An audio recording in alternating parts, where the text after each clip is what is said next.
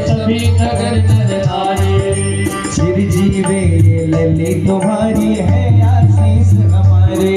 चिर जीवे ये लली तुम्हारी है आशीष हमारे। वो सब कहते रहे, वो सब कहते रहे मिलके जय जयकार। प्रगट भई जग जननी सब कहते रहे जयकार। प्रगट भई जग जननी। वो सब मिलके बधाई गाओ आज। प्रगट भई जग जननी। सब मिलके बधाई गाओ आज। प्रगट भई जग जननी। ओ मैया तेरा हिमाचल जी के पार। प्रगट भई जग जननी। मैया तेरा हिमाचल जी के पार। प्रगट भई जग जननी। ओ प्रगट भई जग जननी। प्रगट भई जग जननी। बोलिए पार्वती मैया की जय हो। ये पार्वती मैया ही अन्नपूर्णा मैया है। जिस घर में अन्न की समस्या हो, जीवन में एक मंत्र नोट कर लीजिए और अपनी रसोई में, अपने जहाँ अनाज का ग्रह है वहां पर इस मंत्र को लिख करके रख लीजिए। जीवन में उस घर में कभी भी अन्न का अभाव नहीं हो सकता। कि अन्नपूर्णे सदा पूर्णे शंकर प्राण वल्लभे। ज्ञान वैराग्य सिद्ध्यर्थम भिक्षां देहि च पार्वती। ये मंत्र है अन्नपूर्णा मैया का, ध्यान से सुनिए। जहां पर आपका अन्न का भंडार है, जहां बीज रखते हैं खेत का, धान रखते हैं, गेहूं रखते हैं, चावल रखते हैं, उस जगह पर इस मंत्र को लिख करके अपने उस अन्न के भंडार में इस मंत्र को रख देना है या दीवार पर टांग देना। व्यासपीठ से कह रहा हूं 101% गारंटी है कि उस घर में कभी भी अन्न का अभाव नहीं हो सकता। अन्नपूर्णा की कृपा हमेशा बनी रहे। पार्वती मैया शिव की प्रिया है। इनका एक स्वरूप अन्नपूर्णा का, जो सारे जगत को अन्न प्रदान करती है, वो अन्नपूर्णा है।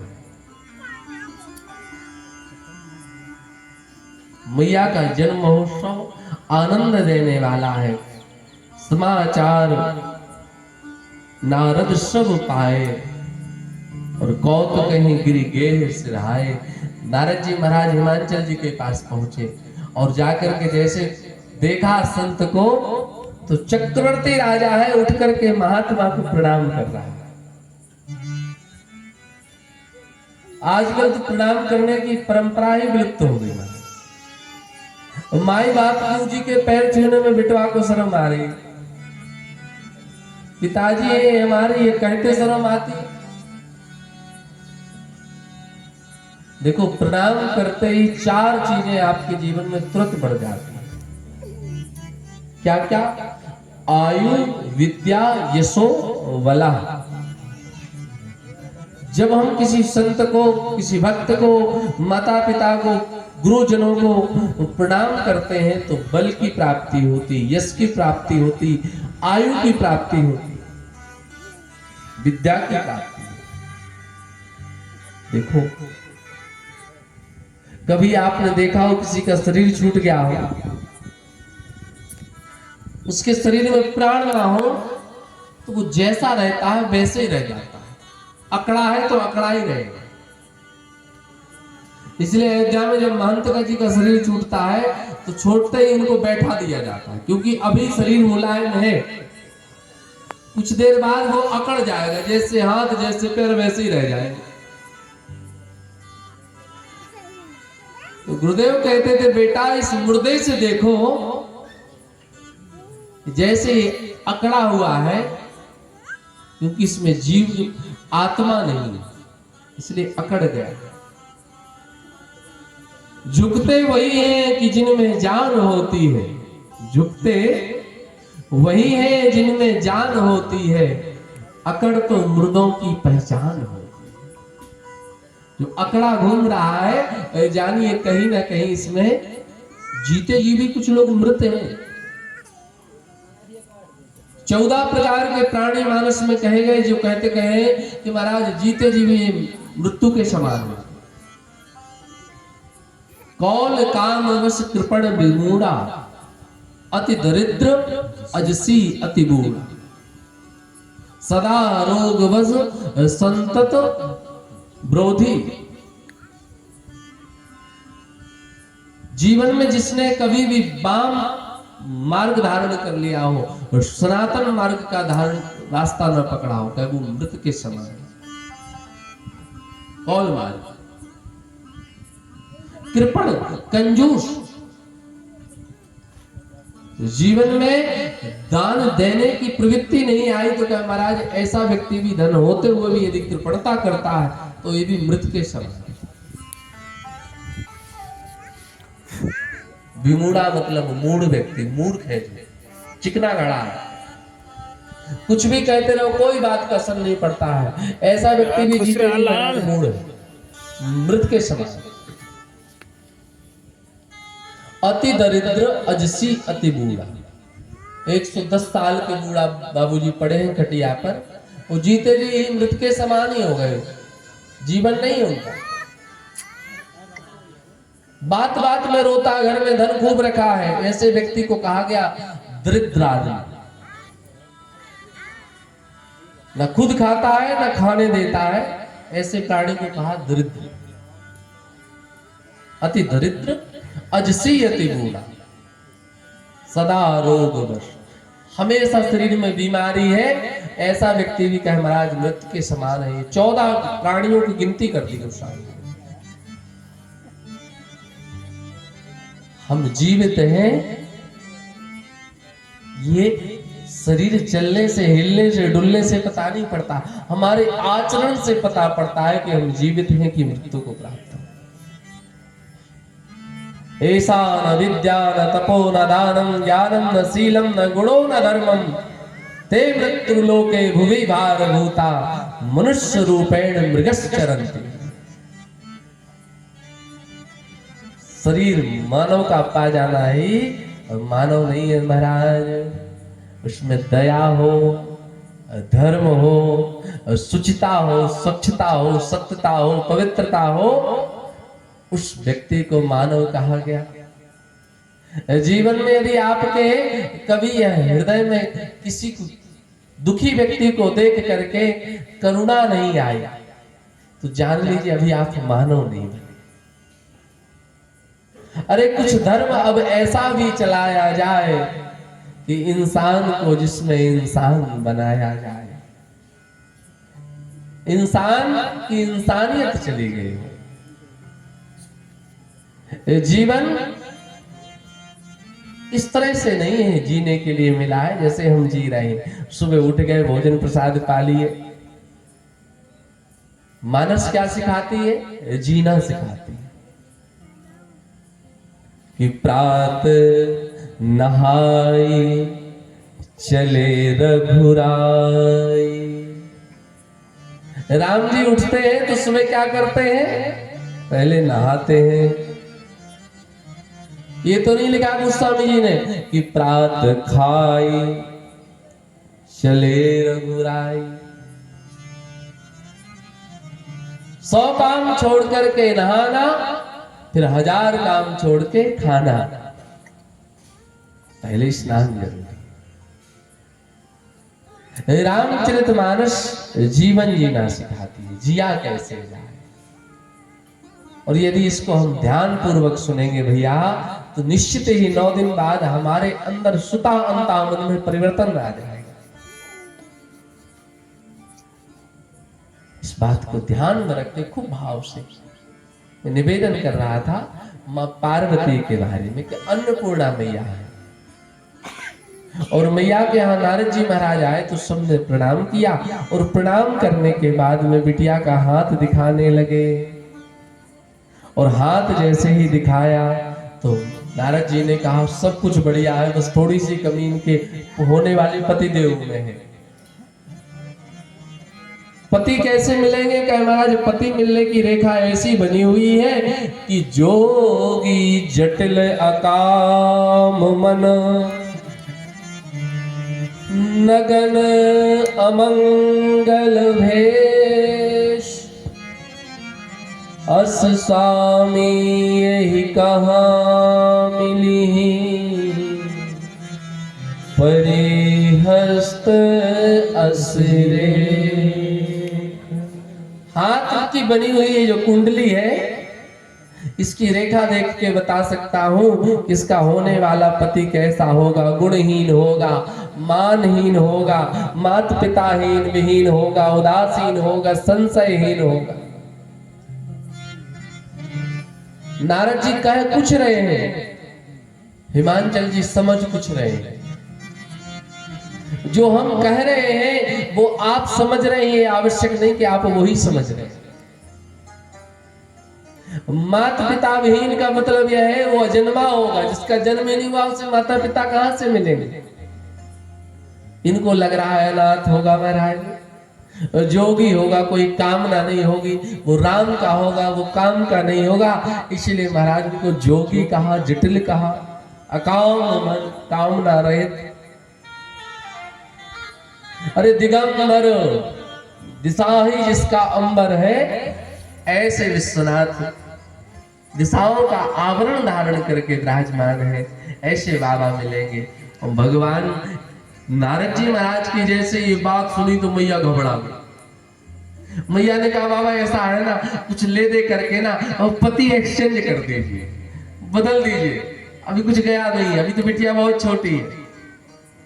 नारद जी कहते हैं मैया होय न वृषा देव ऋषि भाखा, जो ब्राह्मण महात्मा के मुख से निकल गया वो असत्य नहीं हो सकता, वो सत्य होगा। अब एक ही उपाय है इसका। क्या उपाय है महाराज? आप अपनी बिटिया को तप करने में प्रवीण करिएगा, बाल काल से। जो तप करे कुमारी तुम्हारी, और भावी ही मैट सकही त्रिपुरारी। अब ध्यान से बात सुनिए।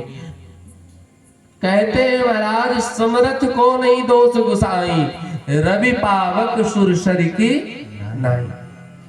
रवि कहते हैं सूर्य भगवान को, सूर्य नारायण, सूर्य। पावक मतलब आग, सुरसरी मतलब श्री गंगा जी। जब सुबह सूर्योदय होता है तो वो मेले पर भी पड़ता है, वो वृक्ष पे भी पड़ता है, पुष्प पे भी पड़ता है, मंदिर के शिवालय पे भी पड़ता है। कोई यह नहीं कहता सूर्य भगवान से हे सूर्य नारायण आप वहां मुर्दे पे पड़ रहे हो और वही किरणें हम पर भी पड़ रही हैं, हम शुद्ध हो जाए। कोई नहीं। मणिकर्णिका घाट पर सब लोग जला जला करके और सब गंगा जी में प्रवाहित, परंतु वहीं आगे बढ़ करके लोग हर हर गंगे डुबकी लगाते रहते हैं। गंगा जी का जल अशुद्ध नहीं होता उससे, और उसी आग से कल यज्ञ होगा और उसी आग में मुर्दे जला दिए जाते हैं, परंतु अग्नि कभी अपवित्र नहीं होती। मैना मैया ने कहा महाराज हमें बात समझ नहीं आई, ये आप सूरज का उपमा दे रहे हैं, अग्नि का दे रहे हैं, गंगा का दे रहे हैं, अरे इनसे हमारे होने वाली बिटिया के पति से लेना देना क्या भाई? भगवान नारद जी महाराज कहते हैं मैया बात यह है कि जब इन तीनों में दोष नहीं है और जो इन तीनों को अपने माथे पर धारण करता है उसमें कहां से दोष होगा? उसमें कोई दोष ही नहीं हो सकता। जटाओं में गंगा विराजमान है, एक नेत्र में सूर्य, एक में चंद्र विराजमान है, इसलिए सूर्य भी विद्यमान है। और तीसरा नेत्र खुल जाए तो ज्वाला अग्नि विद्यमान है। अरे तीनों एक साथ यहाँ विद्यमान हो, उसमें कहाँ से दोष होगा। इसलिए मैया जैसे बिटिया बड़ी हो जाए तैसे ही आप भगवान शिव के प्रेम में इसको डुबो दीजिएगा, क्योंकि तपबल से ही है ब्रह्मा जी सारा ब्रह्मांड रचते हैं। इस तपबल से ही विष्णु सारे संसार का भरण पोषण करते हैं। इसी तपबल के कारण शंभु संहार करते हैं। तपबल से ही शेष नाग अपने फन पर इस पृथ्वी का भार धारण की। इसलिए तप आवश्यक है। जप तप होम।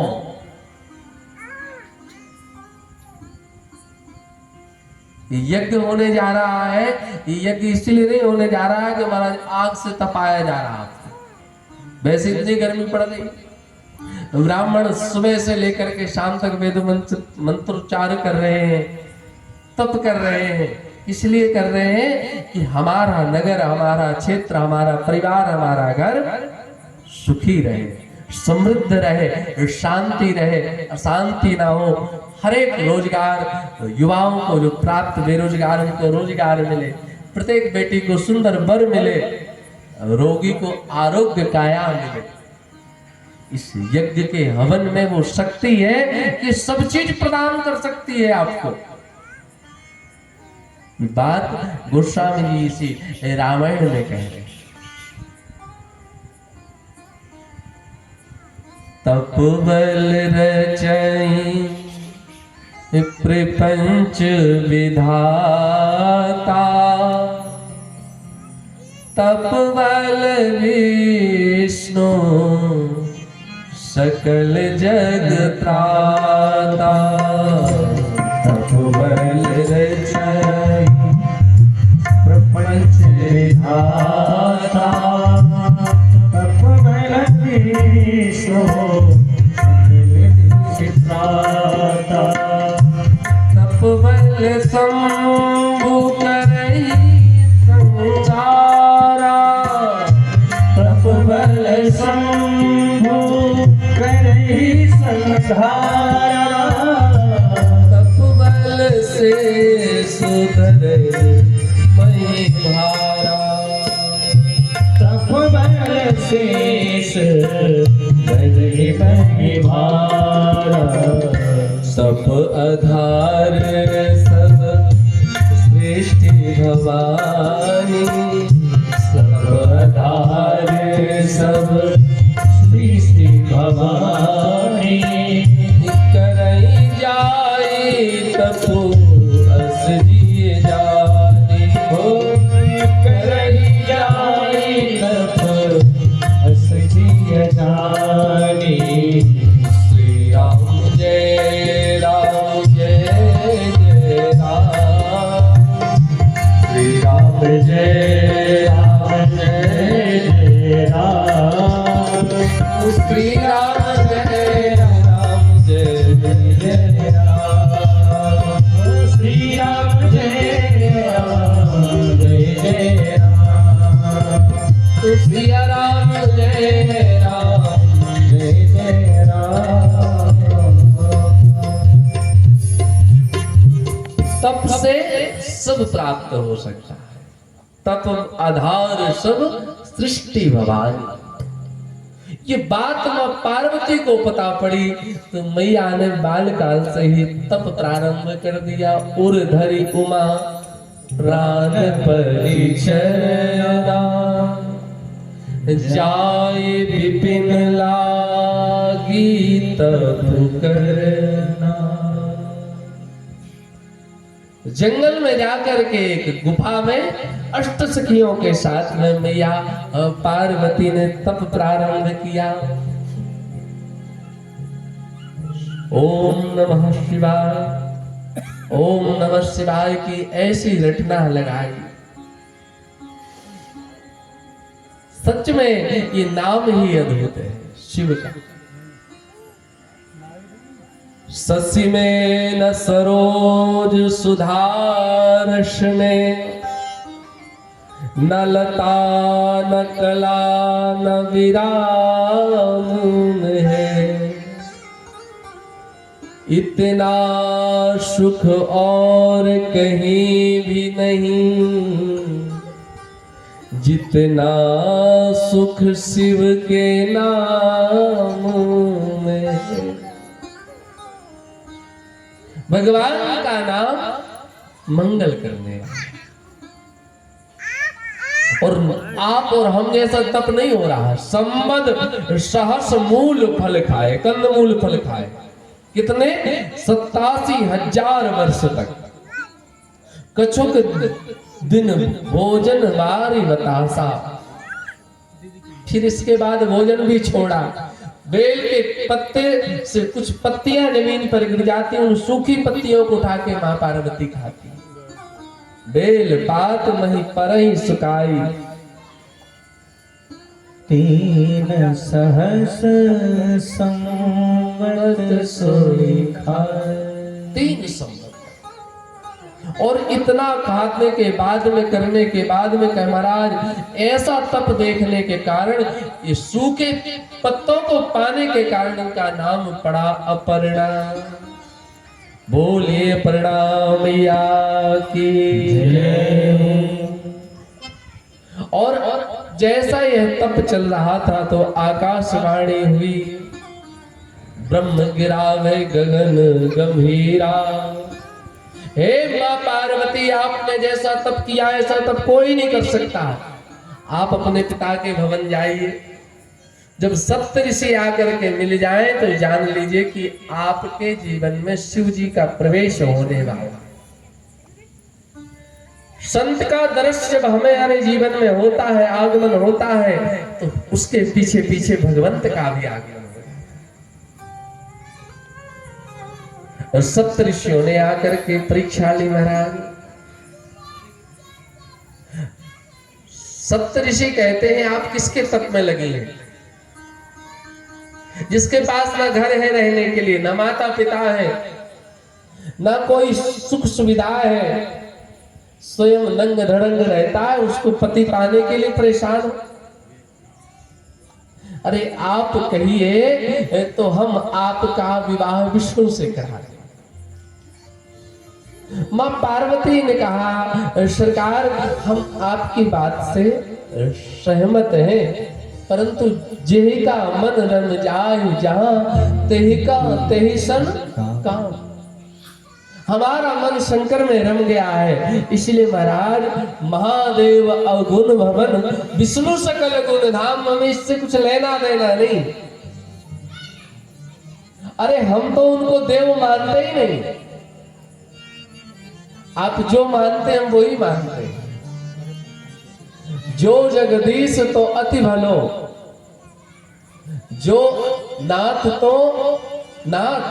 ठाकुर जी यदि भगवान है तो ये और अच्छा है, हम तो उनको एक साधारण सा व्यक्ति मान करके तप कर रहे हैं।